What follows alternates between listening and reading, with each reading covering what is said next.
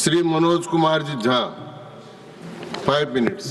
जी शुक्रिया माननीय vice chairman साहब। माननीय मंत्री जी हैं, पटरी वाले भी हैं, आसमान वाले भी हैं और दोनों को फ्यूल देने वाले भी हैं।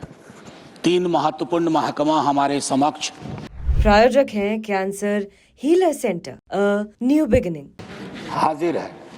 Sir, railway amendment bill pay चर्चा हो रही है, लेकिन आमतौर पे मैं देख रहा हूं कि रेलवे को लेकर के जो सार्वभौमिक चिंता है वो बिल से ज़्यादा व्यक्त हो रही है। तो मैं 2-4 चीज़ें उसमें, माननीय उपसभापति जी, सबसे पहले तो हमें ये जानना होगा कि भारतीय रेल की हमारी अवधारणा क्या है। मैं 3 फिल्में ले रहा हूँ।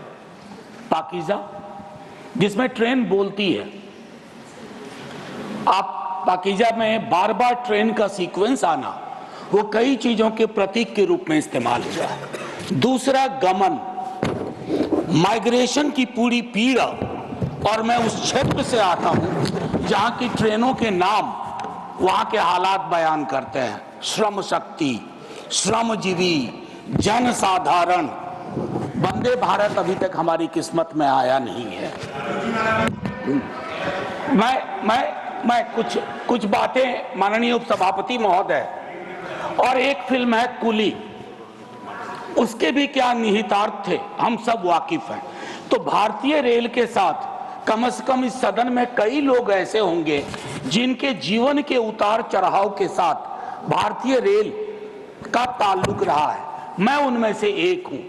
अपनी जिंदगी के हर पड़ाव पे भारतीय ट्रेन ने मुझे सुकून भी दिया है और मुझे सोचने समझने की शक्ति भी दी है, खिड़की के पास बैठ करके।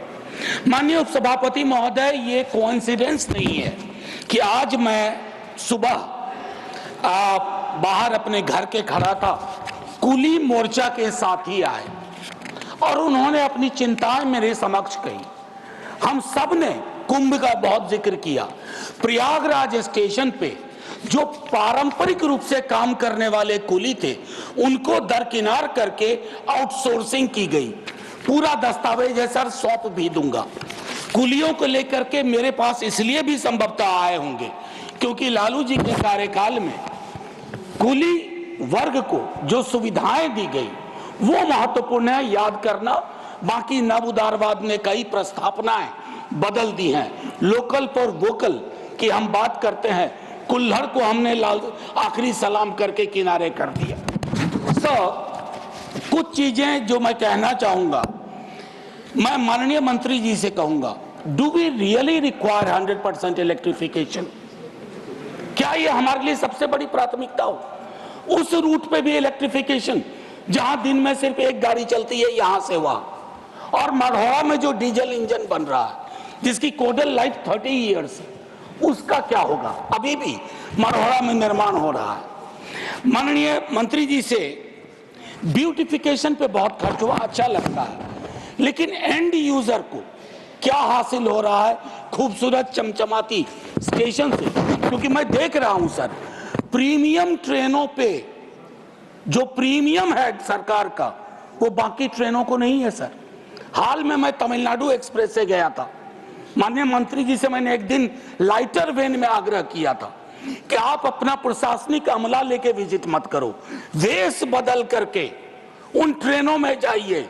श्रमजीवी, श्रम शक्ति, टीएन एक्सप्रेस, कोई आपको पहचाने नहीं कि आप अश्वनी वैष्णव है, तो आपको फर्क पता चलेगा। माननीय मंत्री जी, IRMS बनाया, लेकिन उसमें 8 सर्विस और जोड़ दी। क्या हासिल हुआ भाई?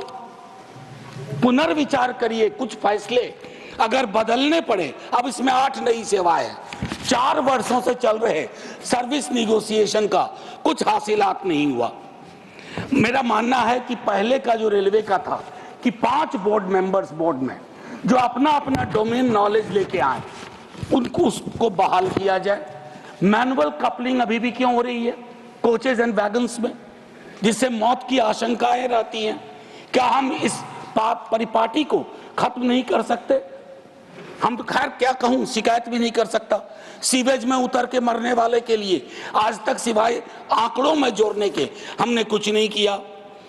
स्टाफ को लेकर के चिंता है सर। रेलवे बहुत बड़ा एम्प्लॉयर भी था, बहुत बड़ा, one of the biggest employer. और 23 में संभवतः जनवरी के महीने में यही बताया गया कि 3,12,000 नॉन गजेटेड पोस्ट खाली है। उसके लिए हमारी क्या चिंता हुई? समाप्त सर करें। बस 30 सेकंड और दे दीजिए जी, बस 30 सेकंड।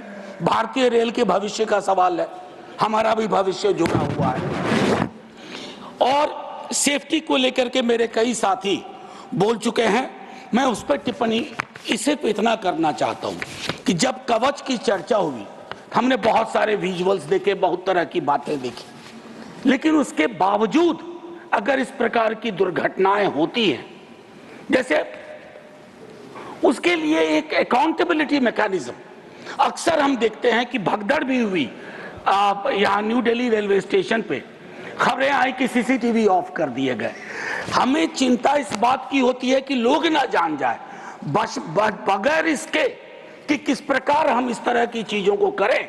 अंत में आखिर मैं आपसे आग्रह करूंगा सर, भारतीय रेल इस देश के मन में रची बसी हुई है, उसको इतना आसमानी ना बना दिया जाए कि हमें अपने हाथ से दूर जाती दिखे।